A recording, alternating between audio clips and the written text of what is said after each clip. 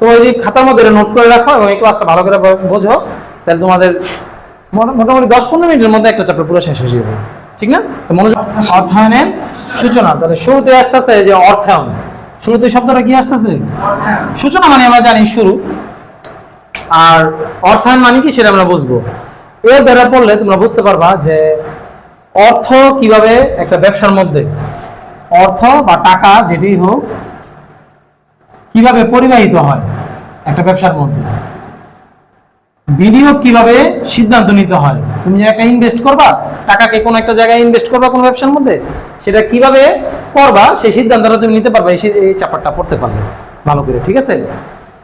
এবং আরো বুঝতে পারবা যে ফিন্যান্সের কাজটা কি, কারণ যেহেতু বলছে এখানে অর্থায়নের সূচনা মানে শুরু, এর দ্বারা যদি আমরা ভালো করে পড়ি তাহলে আমাদের ফিন্যান্স সম্পর্কে পুরো ভিত্তিটা করে যাবো, ঠিক আছে না? আচ্ছা, আর মূলত পুরো একটা অধ্যায়, প্রথম অধ্যায় অনেক একটা বড় একটা অধ্যায়, এই পুরোটা অধ্যায়কে আমি নোট আকারে একটা বোর্ডের মধ্যে নিয়ে আসছি, সবাই ক্লাসটা দেখো। শুরুতে আমরা বুঝবো অর্থায়ন কি। ধরো একজন ব্যবসায়ী 10 লক্ষ টাকা প্রয়োজন। কত টাকা প্রয়োজন? 10 লক্ষ টাকা প্রয়োজন।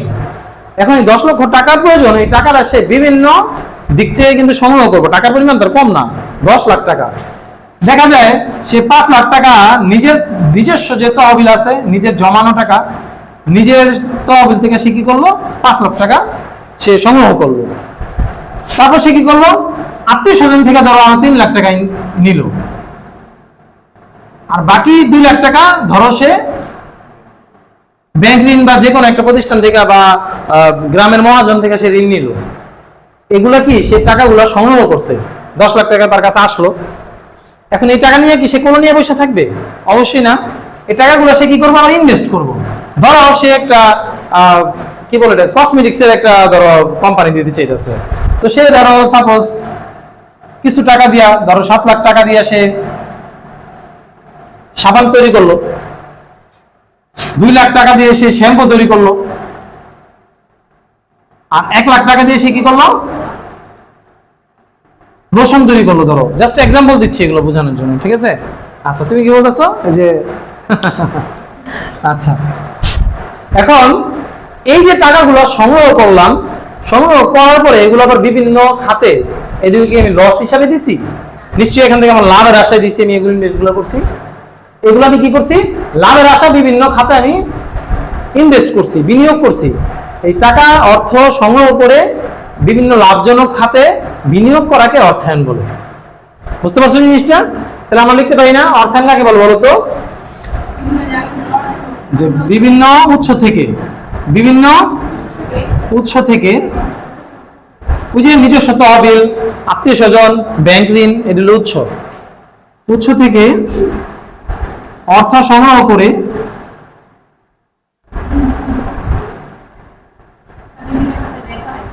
লাভজনক বিভিন্ন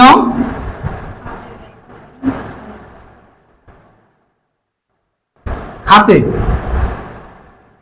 বিনিয়োগ করাকে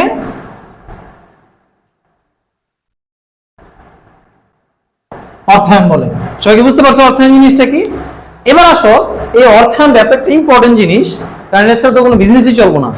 এই ইম্পর্টেন্ট জিনিসটার সহজে কিন্তু আমাদের কাছে হাতের কাছে এসে পৌঁছায় আজকে যেভাবে আসছে, এটার একটা ইতিহাস আছে। এগুলো থেকে তো মাস্ট তোমরা এমসিকিউ কমন পাইবে মাস্ট প্রাথমিক পর্যায়ে। তাহলে যদি প্রশ্ন আসে, প্রথম প্রশ্ন ক নম্বর আসতে পারে, অর্থায়নের ক্রমবিকাশ কত প্রকার বা কয়টি? 3টি। কি কি? প্রাথমিক মানে শুরুতে, মাধ্যমিক, আধুনিক। একটা সময় তো মানুষ বনে জঙ্গলে পশু পাখি শিকার করে খাইতো, তখন তার ব্যবসা বাণিজ্য ছিল না। যখন আস্তে আস্তে ব্যবসা বাণিজ্যের প্রচার হলো, তখন অর্থ ছাপানো হইলো বা টাকা লেনদেন করা হইলো, তখন সেই সালটা কত বলতো? 1890 থেকে 1950 সাল পর্যন্ত মানুষের যে আর্থিক লেনদেনগুলো হয়েছে, এগুলোকে বলা হয় কি? প্রাথমিক পর্যায়ে। তখন মানুষ কি করছে? ব্যাংক, বীমা এগুলোর প্রয়োজন বোধ করছিল। তো এটা বেশি দিন টিকসই হয় না, এটা 1930 সাল পর্যন্ত। কত সাল পর্যন্ত বলতো? 1930 সাল পর্যন্ত ব্যাংক ব্যবসা বলো বা বীমা ব্যবসাটা বলো স্থায়ী ছিল। তখন আজ 30 সালের পর থেকে আস্তে আস্তে মানুষ লসের দিকে যেতেছিল। ব্যবসা ইনভেস্ট 19 সালে এসে তারা 30 সালে এসে কি করলো? তারা আস্তে আস্তে লসের দিকে যাওয়া শুরু করলো, ঠিক না? যে না, যেভাবে ইনভেস্ট করতেছে এভাবে লাভ দেখতেছি না আমরা। তো সেদিনই তো তারা ব্যবসা বন্ধ করে না। মানুষ তো একটা ব্যবসা লস হইতে শেষ পর্যন্ত যখন পারে না তখন ব্যবসা বন্ধ করে দেয়। ওই 50 সালে এসে তারা দেয়ালে পিঠ থেকে গেছিল, তারপর তারা ওই সিস্টেম বন্ধ করে দিচ্ছে। তারপর তারা আসছে কোন সিস্টেমে বলতো, মাধ্যমিক। এটাও বেশি দিন টিকে নাই, এটা 50 সাল থেকে মাত্র 60 সাল পর্যন্ত। এটার পর আসছে কি আধুনিক, যেটা বর্তমানে চলতেছে। এবং আধুনিক কালের ব্যবসা অর্থায়নটা কি বলতো দেখি, বা অর্থায়নটা কি, ওই যে একটু আগে যে উদাহরণটা দিচ্ছি, যে বিভিন্ন তহবিল থেকে টাকাগুলো সংগ্রহ করে করে একদিকে না বিভিন্ন লাভজনক প্রতিষ্ঠান দিকে তারা ছড়ায় দেয়। আগে তো ছিল শুধু ব্যাংক আর বিমা। কিন্তু প্রশ্ন আসতে পারে যে প্রাথমিক পর্যায়ে অর্থায়নগুলো কোন কোন খাতে বিনিয়োগ করা হতো? ব্যাংক এবং বিমা, ঠিক আছে না? তখন অন্য কোনো খাতা নেই, কোচিং সেন্টার ছিল না, স্কুল ছিল না, ঠিক আছে? তখন শুধু ব্যাংক এবং বিমা ছিল। আর আস্তে আস্তে কিন্তু এখন কিন্তু অর্থগুলো সংগ্রহ করে বিভিন্ন খাতে ছড়াই দিতেছে, ঠিক না? আচ্ছা, তাহলে আমরা মোটামুটি ক্রমবিকাশটা বুঝলাম, আর ইতিহাসটা চিনলাম। এবার আসো অর্থায়নের পরিধি এবং বিষয়বস্তু, মানে অর্থায়নের মধ্যে কি কি জিনিস থাকতে পারে, অর্থায়নটা কি কি নিয়ে আলোচনা। প্রথমত কি বলতো, বিনিয়োগ সিদ্ধান্ত। অনেকগুলো সিদ্ধান্ত আছে, এর মধ্যে আমি ইম্পর্টেন্ট 4টা সিদ্ধান্ত এখানে লিখে দিছি। প্রথম হলো বিনিয়োগ সিদ্ধান্ত। বিনিয়োগ সিদ্ধান্ত কি, ধরো নাবিলের কাছে 5 লাখ টাকা আছে, এখন এই 5 লাখ টাকা নিয়ে যদি বসে থাকে, ওর কিন্তু কোনো ইনকাম হবে না। ও চিন্তা করবো কি, আমি কোন একটা খাতে ইনভেস্ট করি, কোন একটা ব্যবসায় আমি ইনভেস্ট করি। তো ওর সামনে দুইটা রাস্তা আছে, একটা এ একটা এবং বি, একটা এ নামক ব্যবসা এবং একটা বি নামক ব্যবসা। এই দুইটা ব্যবসা ওর চোখের সামনে আছে। এখন ওই ভালো করে সিদ্ধান্ত নিব, অনেক যাচাই বাছাই করে, বাজার যাচাই করে, যে কোন ব্যবসার মধ্যে ইনভেস্ট করলে আমার ঝুঁকিটা কম হইব, লসটা কম হবে, আমি মোটামুটি 5 লাখ টাকা ইনভেস্ট করলে লাভ পাবো কিছু, তখন সে যে কোনো একটা ব্যবসার মধ্যে সে ইনভেস্ট করবে। এটা তোমরা কিন্তু আদর্শ বিচ্যুতি তোমাদের 9-10 যখন পড়ছো পঞ্চম অধ্যায় ছিল, এবার নবম অধ্যায় পাইবা তোমরা ইন্টারমিডিয়েট, ঠিক আছে? আদর্শ বিচ্যুতি আছে। আদর্শ বিচ্যুতি আমরা কি কারণে করছি? বিনিয়োগ সিদ্ধান্ত নেওয়ার জন্যই কিন্তু, তাই না? আচ্ছা, যে টাকাটা আমরা কোন জায়গায় ইনভেস্টটা করবো, লাভজনক জায়গায়। তারপর আর্থিক সিদ্ধান্ত। আর্থিক সিদ্ধান্ত কি, এখন তো এই ব্যবসাও লাভ হবো, এই ব্যবসাও লাভ হবো। ওই দেখলো এই ব্যবসায় আমি লাভ করতেছি মাসে 50,000 টাকা, কত টাকা? আর এই ব্যবসায় আমি লাভ করতেছি 70,000 টাকা। আমি কিছু বলবো না, তোমরা অ্যান্সার দাও কোন ব্যবসায় ইনভেস্ট করা উচিত? বিতে, কারণ ওই টাকাটা বেশি পেয়েছে। তার মানে কি, কোন সিদ্ধান্ত নিচ্ছে? আর্থিক সিদ্ধান্ত, ঠিক না? যে আমার আর্থিক দিক দিয়ে লাভবান আমি বেশি এটার মধ্যে। এরপর আছে কি লভ্যাংশ, ওই একই কথা, ঠিক না? লাভ পেয়ে যাচ্ছি যেটার মধ্যে বছর শেষে। স্বল্পমেয়াদী সম্পদ মিশ্রণ সিদ্ধান্ত, এটা কি? এটা একটা কঠিন বিষয়। খেয়াল করো, আজকে যদি নাবিলে 5 লাখ টাকা সম্পূর্ণ ইনভেস্ট করে দেয়, তাহলে ওর কাছে কিন্তু কোনো টাকা থাকবো না। এখন যদি তাৎক্ষণিক কোনো চিকিৎসার প্রয়োজন হয়, বা যে কোনো কিছুর প্রয়োজন হয়, ব্যবসারই কোনো কিছু একটা প্রয়োজন হয়, ওর কাছে কিন্তু কোনো নগদ টাকা নাই। ওই কি সেই সমাধানটা করতে পারবো, তাৎক্ষণিক যে সমাধানটা আছে? আমার এই চিন্তা করে যে আমার যে কোনো সময় বিপদ হতে পারে, বা ব্যবসার যে কোনো একটা দরকার পড়তে পারে, আমি কি করি, টাকাটা আমার কাছে রেখে দিই, সম্পূর্ণ টাকা রেখে দিল, বা 4.5 লাখ টাকা ওর কাছে রেখে দিল, তাহলে কি ওর লাভটা কি ওই পরিমাণে হইব? কারণ যত বেশি ইনভেস্ট করবো তত বেশি লাভ হইব, তাহলে ঘাটতি দেখা দেয়, এটাকে বলা হয়, ঠিক আছে? তাহলে ওর এমন পরিমাণ টাকা ওর ইনভেস্ট করতে হবে, এবং এমন পরিমাণ টাকা ওর কাছে রেখে দিতে হবে যেন ওই তাৎক্ষণিকভাবে কোনো বিপদে পড়লে সেটা সমাধান করতে পারে, আবার নির্দিষ্ট পরিমাণ লাভ হয়ে পেতে পারে মাস শেষে। এটাকে বলা হয় স্বল্পমেয়াদী সম্পদ মিশ্রণ। এমন কোনো সম্পদ কিনা যাবে না যেটা কিনলে তুমি একদম শূন্য হয়ে যাবে। যেমন ধরো আমার কাছে ধরো কথার কথা 10 লাখ টাকা আছে, 10 লাখ টাকা আমি কি করলাম, 200 জায়গা কিনলাম, পুরো 10 লাখ টাকা দাও, উল্টো আমি 2 লাখ টাকা ঋণ করে নিয়ে আসছি, তাহলে আমি কি শূন্য না, পকেট শূন্য না? এখন আমার যদি 1 কেজি ডাল কিনুন লাগে 100 টাকা দাম, দোকানে গিয়ে কি আমি দুগা মাটি নিয়ে যদি বলি, অল্প অল্প কিছু মাটি নিয়ে, যে আমাকে একটু দেন, 1 কেজি মাটি দিলাম, আপনি আমাকে 1 কেজি ডাল দেন, হইব না? কারণ কি, এটা কখনো হয় না। তার মানে 1 কেজি ডাল নগদ টাকাটা কেনার মতো সামর্থ্য আমার নাই। ইনভেস্ট কি ভালো? ভালো না। এমন কিছু ইনভেস্ট করতে হবে যাতে সেটা কি বলতো, আমার বিপদ আমি সম্মুখীন হলে আমি সেটা মিটাতে পারি, আবার আমি লাভও নিতে পারি ওই টাকা থেকে। আচ্ছা, এটা হচ্ছে আমাদের অর্থায়নের পরিধি বা বিষয়বস্তু। এটা ক্ষয়ে আসতে পারে, যে অর্থায়নের পরিধি নিয়ে আলোচনা করো বা ব্যাখ্যা করো, তখন তুমি 4টা দিছি তো, যে কোনো 2টা-3টা দিয়ে দিলা তুমি, খদে তো 2 নম্বরের জন্য, রাইট? এবার আসো সবচেয়ে ইম্পর্টেন্ট, অর্থায়নের শ্রেণীবিভাগ। এটা থেকে সৃজনশীল 2-3টা সৃজনশীল কমন পড়বে এই চ্যাপ্টার থেকে, এর মধ্যে একটা সৃজনশীল এটার উপরে আসবে, এবং ভয়ের কিছু নাই, পুরোটা চিত্র আসবে না, যে কোনো 3 ভাগে ভাগ করা হয়েছে তো, যে কোনো একটা ভাগ নিয়ে আলোচনা করবো। তাহলে অর্থায়নের শ্রেণীবিভাগ কয়টি? এখানে এমসিকিউ কমন পড়বো কিন্তু 3টি। কি কি? মালিকানার ভিত্তিতে, উৎসের ভিত্তিতে, মেয়াদের ভিত্তিতে। আমরা বিস্তারিত আলোচনা করে আসবো, আমরা একটা করে শেষ করি। মালিকানার ভিত্তিতে অর্থায়নটা, মানে অর্থায়ন মানে কি, আমরা আগেই বুঝতে পারছি, টাকা সংগ্রহ করে লাভজনক বিনিয়োগ করা, লাভজনক খাতে। তো টাকাগুলো সংগ্রহ করবা কি, দুই রকম থেকে করা যায়। সরকারি খাত থেকে খুব কষ্ট। সরকারি ব্যাংক থেকে তুমি টাকা আনতে গেলে তোমার লাভ ভেঙে যাবো, ঠিক না? এটা খুব কম, রেয়ার। বেসরকারি খাতটা বেশি। আমরা কিন্তু কোনো টাকা লাগলে কিন্তু আমরা ব্যাংকের থেকে সাধারণত বিভিন্ন ব্যাংকের থেকে লোন নিতে যাই, বেসরকারি জীবনে যে কিস্তি তোলে মানুষ। বেসরকারি খাতগুলো কি কি? ব্যক্তিগত খাত, তোমার নিজস্ব টাকা আছে। ব্যবসায়, তোমার ব্যবসায় কোনো একটা ইনভেস্ট করা আছে, ওইখান থেকে তুমি টাকা নিয়ে আসলা, অন্য একটা ব্যবসা, নতুন ব্যবসা দিলা। অব্যবসায় অর্থায়ন, অব্যবসায় অর্থায়নটা কি? স্কুল, কলেজ, এতিমখানা, যে সকল প্রতিষ্ঠানের মধ্যে ইনভেস্ট করলে, হ্যাঁ, ওটা সেবামূলক প্রতিষ্ঠান, যেমন কোচিং সেন্টার, এটা একটা সেবামূলক প্রতিষ্ঠান। কিন্তু বুঝতে পারছো কি বলছি? যেমন তুমি আমার কাছে বললা যে স্যার আপনার 2 লাখ টাকা দিলাম, আপনি বেঞ্চগুলো কাঠের বেঞ্চ বাদ দিয়ে লোহার বেঞ্চ দেন, স্টুডেন্ট আরো বেশি আসবো, বেশি আসলে যে লাভ পাইবো আপনি অর্ধেক আমি অর্ধেক, এই যে তুমি ইনভেস্ট করলা, ঠিক আছে, এটাকে তো বলা হয় অব্যবসায় অর্থায়ন। কি বলা হয় বলতো? কারণ এটা সেবামূলক প্রতিষ্ঠান। তুমি একটা মাদ্রাসায় তুমি টাকা দিলা, দান করলা, ওটাও কি সুমাইয়া? অব্যবসায় অর্থায়ন। কারণ ওগুলো কিন্তু লাভজনক না, ওগুলোকে সেবামূলক প্রতিষ্ঠান বলে। এবার আসো উৎসের ভিত্তিতে। উৎস ভিত্তিতে মানে কি সুমাইয়া? কোন কোন জায়গা থেকে আমি অর্থায়নগুলো নিতে পারি? একটা হলো অভ্যন্তরীণ, একটা হলো বাহ্যিক। অভ্যন্তরীণ একটাই, শুধু নিজস্ব তো হবে না। আর বাহ্যিক তহবিলটা কি হতে পারে? প্রাতিষ্ঠানিক হতে পারে, অপ্রাতিষ্ঠানিক হতে পারে। প্রাতিষ্ঠানিক মানে কি? তুমি এলাকার একটা ব্যাংক আছে, সরকারি ব্যাংক, তুমি এলাকার কোনো ব্যাংকে থেকে তুমি কি করলা? লোন নিলা, এটা কি তোমার প্রাতিষ্ঠানিক, ঠিক না? এটা একটা প্রতিষ্ঠান। অপ্রাতিষ্ঠানিক মানে কি? ধরো তুমি গ্রামের কোনো মহাজনের কাছ থেকে তুমি ঋণ নিয়ে আসলা, কোনো পাড়া প্রতিবেশীর কাছ থেকে নিয়ে আসলা, বা কোনো কিস্তি, যেগুলো নাকি আসলে কোনো প্রতিষ্ঠান না, অমনি মানে ঘরোয়াভাবে দেয় তারা ঋণ, এগুলো তোমার অপ্রাতিষ্ঠানিক উৎস, ঠিক আছে? এবার আসো মেয়াদের ভিত্তিতে, তুমি কতদিনের জন্য নিবা? তোমার যে টাকা নিবা, তুমি ঋণ নিতেছো, কতদিনের জন্য নিবা? 3 ভাগে ভাগ করা হয়েছে এটাকে, স্বল্প মেয়াদী, মধ্যমেয়াদী, দীর্ঘমেয়াদী। স্বল্প মেয়াদীটা কি? যেটা 1 বছরের ভিতরে, 1 বছরের মধ্যে সীমাবদ্ধ, এটা বলা হয় স্বল্প মেয়াদী। প্রশ্ন আসতে পারে কয়ে স্বল্প মেয়াদী অর্থায়ন কাকে বলে? যে অর্থায়নটা ঘটে থাকে তাকে বলা হয় কি? স্বল্প মেয়াদী।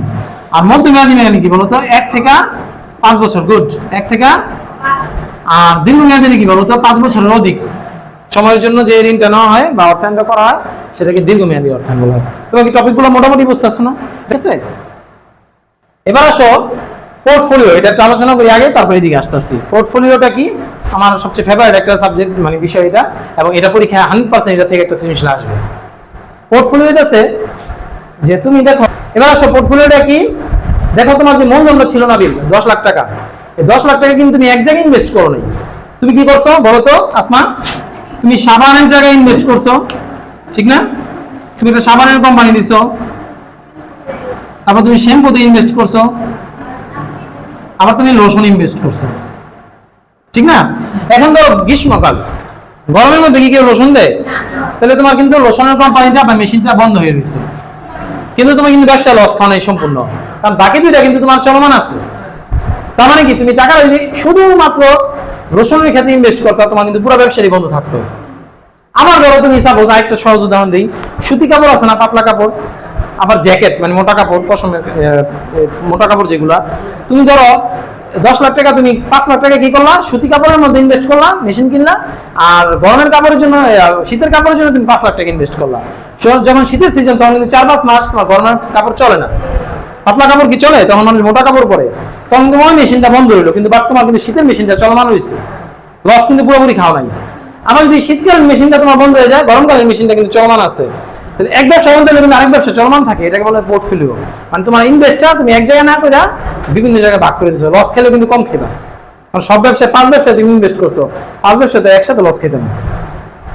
দেখো আমি লিখছি কি, মূলধন এক জায়গায় বিনিয়োগ না করে, মূলধন এক জায়গায় বিনিয়োগ না করে, না এই জায়গায় লিখি, বিভিন্ন জায়গায় ভাগ করে যাকে কি বলা হয়? পোর্টফোলিও বলা হয়। এটা সুবিধা কি? গবাগত আসবে, এগুলো সুবিধা কি? ঝুঁকি হ্রাস করে, তোমার রিস্কটা কমাইতেছে, বিনিয়োগের বৈচিত্র্য, তুমি এক এক জায়গায় বিনিয়োগ করতেছো, তোমার বৈচিত্র্য হইতেছে, ডিফারেন্স হইতেছে। মূলধন নিরাপত্তা, তোমার টাকার আর নিরাপত্তা রইলো, কোন না কোন জায়গাতে তুমি লাভ পাইবে, একবার তো ফকির হয়ে যাবে। বাজার পরিবর্তনের সাথে মানিয়ে নেওয়া যায়, এই দেখো বাজার পরিবর্তন হয়েছে, গরমকাল এসে পড়ছে, কোনো সমস্যা হয়নি, তোমার শীতকালীন প্রোডাক্টগুলো চলতেছে, সাবান তো সারা বছরই চলবো। আয় বাড়ায়, তুমি এখান থেকে যদি 5 টাকা, এখান থেকে 2 টাকা, এখান থেকে 3 টাকা ইনকাম করো বিভিন্ন জায়গা থেকে, তোমার সবগুলো মিলিয়ে দেখো তোমার ইনকাম কিন্তু বেড়ে গেছে। বুঝতে পারছো? আচ্ছা, এবার এতক্ষণ বুঝাইলাম, ব্যবসা বাণিজ্য নিয়ে বুঝাইলাম, ব্যবসা বাণিজ্যগুলো তুমি তো লাভ জানলা, তুমি যে কোনো একটা ব্যবসা দিয়ে লাইবা না। ব্যবসা দেওয়ার ক্ষেত্রে তোমার কিছু দায়িত্ব আছে, কিছু কি আছে বলো তো? সামাজিক দায়িত্ব আছে। হ্যাঁ, সামাজিক দায়িত্ব কেমন বলছি, 2টা বা 3টা সৃজনশীল আসবো, এটা নিয়ে একটা আসবো, পোর্টফোলিও নিয়ে একটা আসবো, এবং সামাজিক দায়িত্ব ব্যবসায়িক নৈতিকতা নিয়ে একটা আসবো। ঠিক আছে? অর্থায়নের সামাজিক দায়িত্বগুলো কি কি?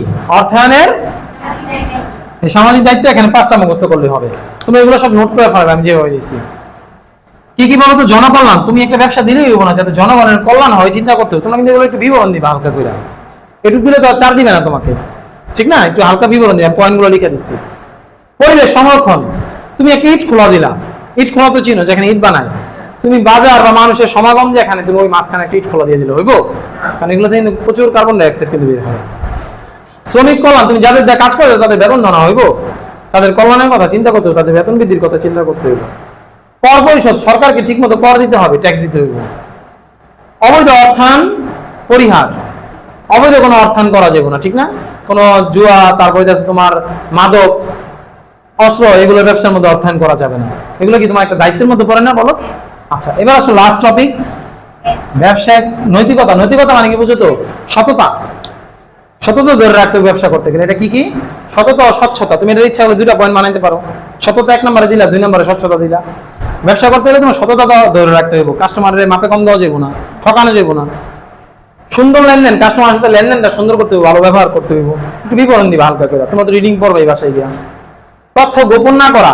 কোন একটা প্রোডাক্টের ব্যাপারে তথ্য গোপন করা যাবে না। একটা প্রোডাক্ট খারাপ, তোমার কাস্টমারকে বিক্রি করতে হলে বলতে হবে যে এই জায়গাটা এই সমস্যা হয়েছে, আপনি কিছু টাকা কম দেন। তুমি ভালো প্রোডাক্টের সাথে মিলিয়ে দিয়ে দিতে পারবা না। বিশ্বাসযোগ্যতা। এইভাবে করে তোমার বিশ্বাসযোগ্যতা অর্জন করতে হবে, ঠিক না? কাস্টমারের কাছ থেকে। সবশেষে তোমার কি হবে? এতগুলো কাজ যদি করতে পারো, তোমার সুনাম অর্জন হবে। আর সুনাম অর্জন যে করতে পারে, তার ব্যবসাটা কি হয়, আস্তে আস্তে বড় হতে থাকে, ঠিক না? আজকে আমি যদি ঠিক মতো ভালোভাবে পড়াতে পারি, তোমরা 10 জন বান্ধবীর কাছে গিয়ে বলবা যে অমুক স্যার ভালো পড়ায়। এভাবে কিন্তু সুনামটা ছড়ায়। না আমার চিনলো কিভাবে মানুষ, ঠিক আছে না? তাহলে তোমাদের কাজ কি বলতো? এটা পুরোটা নোট করে ফেলাইবা। আমি কিন্তু পুরো অধ্যায় আলোচনা করে দিছি। এখন দায়িত্ব তোমাদের উপরে গিয়ে পড়ছে, তোমরা বাসায় ভালো করে রিডিংটা পড়বা।